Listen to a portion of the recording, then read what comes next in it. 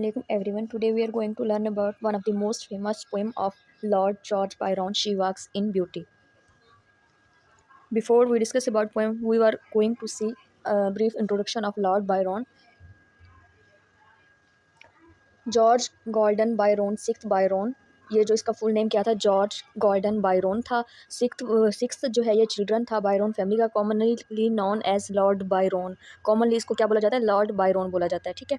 He was a British poet, politician and leading figure in romantic movement in literature.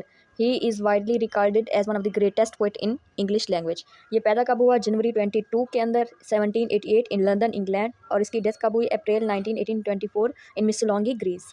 Byron early life was shaped by a troubled relationship of his parents. मतलब उसकी जो early life थी वो क्या थी, बहुत ही ज़्यादा troubled गुजरी। क्यों गुजरी, क्योंकि उसके पेरेंट्स के रिलेशनशिप की वजह से। Particularly his father Captain John Mad Jack Byron, खासतौर पे किसकी वजह से हुई, उसका जो फादर है जिसका नाम क्या था, कैप्टन जॉन, उसकी वजह से ही, उसकी जो राइटिंग स्टाइल था वो क्या था, बहुत ही ज़्यादा ब्यूटीफुल था। और he was non for his numerous love affair, और उससे ज़्यादा किस वजह से जाना पहचाना जाता था, उसके लव अफेयर्स की वजह से। उसके कुछ नोटेबल वर्क्स देख लेंगे। सबसे पहला जो उसका नोटेबल वर्क है वो है शी वॉक्स इन ब्यूटी, जो कि अभी हम पढ़ रहे हैं। नेक्स्ट हमारे पास है डॉन जॉन, नेक्स्ट है Manfred and Cain. Next we are going to see the poem introduction. Before starting this poem introduction I want to tell about something about poem background. ये पोएम लिखी थी Lord Byron ने 1814 के अंदर और publish की थी 1815 के अंदर, ठीक है। ये ना लॉर्ड बायरोन की एक बहुत ही ज़्यादा क्या है, फेमस पोएम है। ये पोएम उसने कब लिखी थी, when he is inspire from his life event, जब ना उसकी लाइफ के अंदर एक ऐसा इवेंट हुआ उससे क्या हुआ, बहुत ही ज़्यादा इंस्पायर हुआ, तब उसने क्या लिखी थी, ये पोएम लिखी थी। ये पोएम बेसिकली उसने कब लिखी थी, 11 जून 1814 के अंदर। उसने ना एक अटेंड की थी पार्टी, उस पार्टी के अंदर उससे एक वोमेन नज़र आई, उसकी ब्यूटी से वो क्या हुआ, बहुत ही ज़्यादा इंप्रेस हुआ, और फिर नेक्स्ट मॉर्निंग उसने क्या किया, पोएम लिखना स्टार्ट कर दी।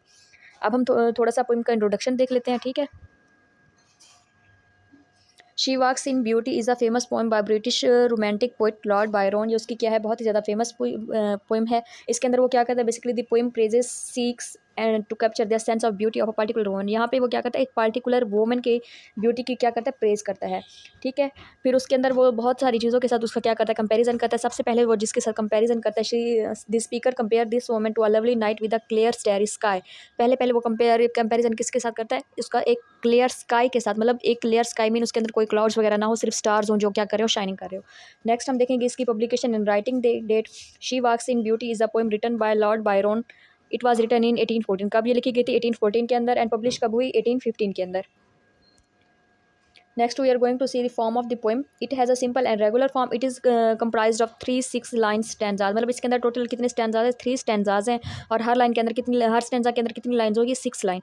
All are sestets, all of which are iambic tetrameter. इसका मतलब ये क्या है, ये पोएम किसके अंदर लिखी गई, अयम्बिक टेट्रामीटर के अंदर. राइम स्कीम अगर हम इसकी देख लें तो कौन सी है, A B and A B.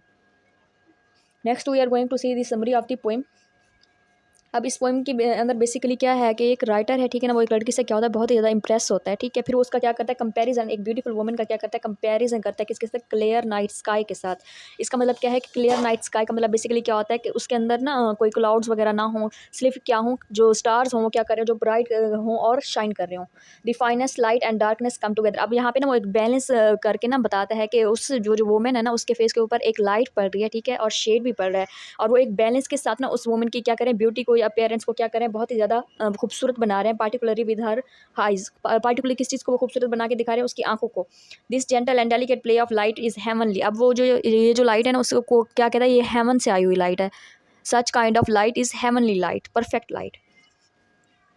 Next वो यहाँ पे क्या कहते हैं, this beauty which is hard to put in word. अब वो यहाँ पे क्या कहते हैं कि उसकी जो खूबसूरती है वो इतना ज़्यादा है कि हम उसको क्या करते हैं, वर्ड्स में एक्सप्लेन नहीं कर सकते, यानी इतना क्या है, it is difficult to explain the beauty of women in words. Next फिर वो क्या करता है, next her sweet energetic emotion play out on her, फिर revealing how pure and precious woman. अब वो नेक्स्ट में क्या बता रहा है कि उसका जो इमोशंस हैं, ठीक है, स्वीट और एजेलिक इमोशन जो उसके फेस के ऊपर है, वो क्या रिवील करें, ये क्या है, ये woman pure and precious woman है बेसिकली, ठीक है. On the woman's cheeks and forehead. अब ये ना बेसिकली जो वुमेन है उसकी फिजिकल ब्यूटी के बारे में बात कर रहा है. अब उसकी चिक्स होगी और उसका फोरहेड हो गया, softly and calmly but noticeable. मतलब जो उसकी सॉफ्ट जो चिक्स हैं, ठीक है ना, वो क्या कर रही हैं, सॉफ्टली एंड कामली अर्ज अस टू नोटिस हर, ठीक है ना, वो हमें मजबूर कर रही है कि हम उसे क्या करें, देखें या नोटिस करें. A pair whining smile and glowing skin tone, और उसकी जो मतलब ग्लोइंग स्किन टोन है और उसकी जो स्माइल है, ठीक है ना, वो बहुत ही ज़्यादा क्या है, खूबसूरत है, और उसे मज़ीद क्या कर रही है, उस वुमन को खूबसूरत बना रही है। These feature reveal that the woman spend her days with virtuously. अब इसका मतलब क्या है कि ये हमें ये सारे फीचर्स क्या शो करता है कि ये जो बेसिकली फीमेल है ना, वो अपना ज़्यादा टाइम ना वो किस चीज़ में गुजारती है, गुडनेस में।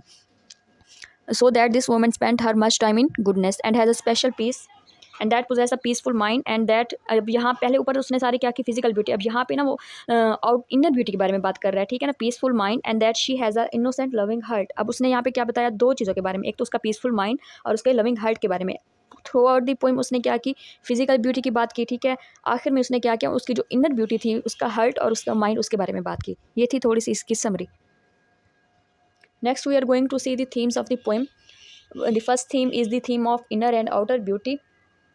In She Walks in Beauty, Lord Byron explored the idea that the person inner beauty is closely connected to the outer appearance. अब इसका बेसिकली मतलब क्या है कि जो इंसान की जो इनर ब्यूटी होती है वो आउटर ब्यूटी से क्या होती है, बहुत ही ज़्यादा क्लोजली कनेक्टेड होती है। At first she talks about women physical beauty. अब जैसे मैंने आपको समरी के अंदर बताया, उसने सबसे पहले वुमेन की फिजिकल ब्यूटी के बारे में बात की। Describe a delicate balance between light and dark. मैंने आपको बताया कि उसने क्या एक बैलेंस बताया लाइट और डार्क का, जो उसके फेस के ऊपर था, और उसको बहुत खूबसूरत करके दिखाया था बेसिकली उसकी आइज़ को। अगर वो लाइट थोड़ी सी इंक्रीज़ होती या थोड़ी सी डिक्रीज़ होती तो उसकी ब्यूटी क्या होती, बहुत मतलब थोड़ी सी क्या हो जाती, डिक्रीज़ हो जाती, जितना वो इतना खूबसूरत लग रही थी वैसे ना लगती। But as the poem goes on, Byron suggest that her outer beauty reflect her inner qualities. फिर जब पोएम आगे हम पढ़ते हैं, फिर हम बायरन हमें क्या बताते हैं, जो उसकी जो आउटर ब्यूटी है वो बेसिकली किस वजह से रिफ्लेक्ट हो रही है, उसकी इनर क्वालिटीज़ की वजह से, लाइक सिरेनिटी एंड इनोसेंस, उसकी इनोसेंस और सिरेनिटी की वजह से। He believes that her lovely face shows her kind thoughts and good heart. अब वो क्या कह रहा है, उसका जो फेस है वो बेसिकली क्या शो कर रहा है, उसका जो kind thoughts and good heart को। In this way poem tell us inner and outer beauty are linked. अब ये हमें क्या बता रहा है कि जो इनर ब्यूटी होती है और आउटर ब्यूटी वो आपस में क्या होती है, इंटरलिंक्ड होती है, making each other even beautiful. दोनों ही एक दूसरे को क्या कर रहे थे, खूबसूरत बना रही होते हैं। इट्स लाइक अ लूप, ये क्या है, एक लूप की तरह है। वन इनहेंस द अदर, एक मतलब क्या करते हैं, दूसरे को क्या करते हैं, इनहेंस करते हैं according to the speaker view point, speaker के मुताबिक।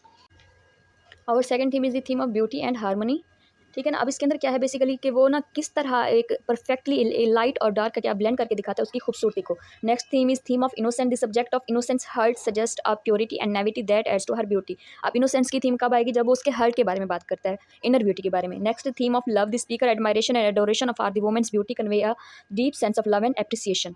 Okay, next we are going to discuss some important symbols in the poem She Walks in Beauty by Lord Byron. First symbol is beauty. Beauty symbolizes divine goodness and perfection. Night represent darkness, evil and imperfection. Night का जिक्र यहाँ पे कब होता है, जब वो first line के अंदर कंपैरिजन करता है वुमेन का किसके साथ, डार्क नाइट के साथ। अब डे यहाँ पे क्या रिप्रेजेंट करता है, बेसिकली लाइट को, goodness and perfection. Shades symbolize nonsense of human nature and complexity. Star represent celestial beauty and the infinite. Clouds symbolize transcendence of life and fleeting nature of beauty. That's it. I hope you all understand my lecture.